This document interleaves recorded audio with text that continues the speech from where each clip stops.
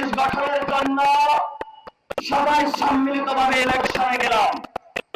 ইলেকশনের সময় তিনটা প্রতিজ্ঞা ছিল আমাদের।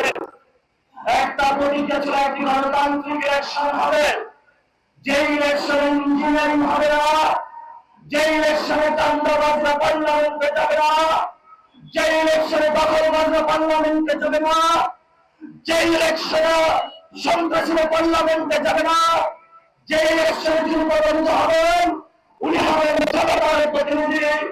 এই ভিত্তিতে বাংলাদেশে একটি ইলেকশন হওয়ার কথা ছিল।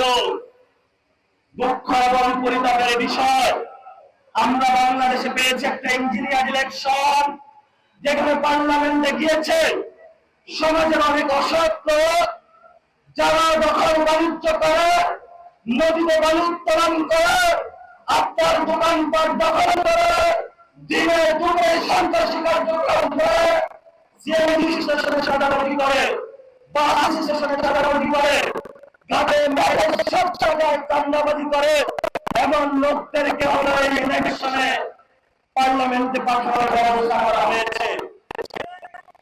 আমরা আরো পরবর্তীতে কি দেখলাম, তাদেরকে বললাম আমার সন্তানের চিকিৎসার জন্য, আমার সন্তানের শিক্ষা ব্যবস্থার জন্য, আমার প্রবাসী ভাইদের পরিবর্তনের জন্য, আমার সীমান্তের রক্ষার জন্য, বাংলাদেশের নতুন করে ফরেন পলিসির জন্য, ইন্ডিয়ার দাদাগিরি চুপ করানোর জন্য, ব্যবসায়ীদের নিরাপত্তার জন্য, বাংলাদেশের সকল প্রতিষ্ঠানে কি সংস্কার হবে নাকি হবে না, তারা বলল বাংলাদেশে কোন সংস্কার হবে না।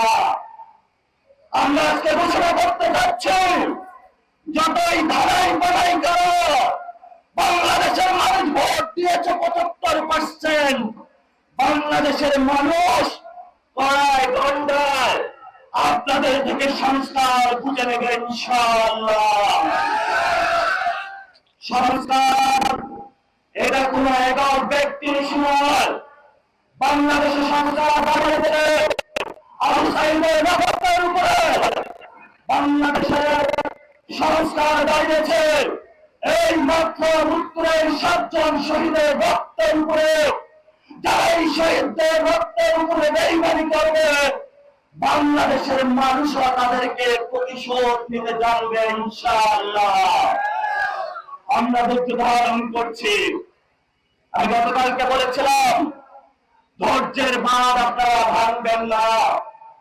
চোখের সামনে জাতিসংঘের রিপোর্ট অনুযায়ী দিনে দুপুরে ১৪০০ লোককে খুন করা হলো, হাজার হাজার লোক বন্ধ হলো।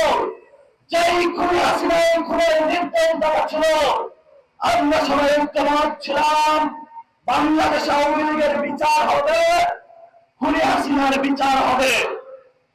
কিন্তু আমরা দেখতে পেলাম এই তো একদিন ২ দিন আগে সরকার সেই আমাদের খুনিদের সাথে তলে তলে আঘাত করে আইবি রহমানকে মুক্তি দিয়েছে, ইলেকশনে বসেছে, তুমি আমাকে ভোট দাও। আওয়ামী লীগ বলেছে তুমি আমাকে কি দিলা, যা পারো সব দিয়ে দিব, যেভাবে হলো মুড়ি তোমাকে দিয়েছিল। বলছো তুমি আনবা কই থেকে, বললো তুমি যে দাদার বাড়ি থেকে এনেছ, আমিও মুড়ি দাদার বাড়ি থেকে এনে তোমাকে দিব, হয় না। বর্তমান পরিস্থিতিতে অনেকে বলে যে বিএনপি নাকি ফাঁদে পড়েছে, অনেকে কানের ফাঁদে পড়ে, বিএনপি হলো আওয়ামী লীগের ফাঁদে পড়েছে। এই আওয়ামী লীগের ফাঁদে পড়ে বাংলাদেশে জিয়াউর রহমান শহীদ হয়েছে, খালেদা জিয়া মৃত্যুর বন্ধ হয়েছে, যারা প্রধানমন্ত্রী তারেক রহমান। আপনাকে আমরা হুঁশিয়ার করি, এরাই কিন্তু আপনার বাবার খুনি, এরাই কিন্তু আপনার মায়ের খুনি, এরাই কিন্তু বিএনপির অসংখ্য কর্মীর খুনি, এরাই কিন্তু বাংলাদেশের জামায়াত ইসলামের অসংখ্য নেতা কর্মীর খুনি।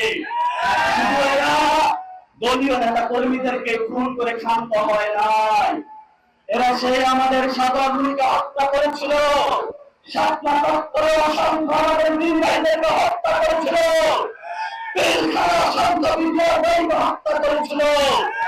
বাংলাদেশে আমরা যতদিন আছি আমাদের খুনিদের সাথে আমরা কোনো আঘাত করবো না ইনশাআল্লাহ।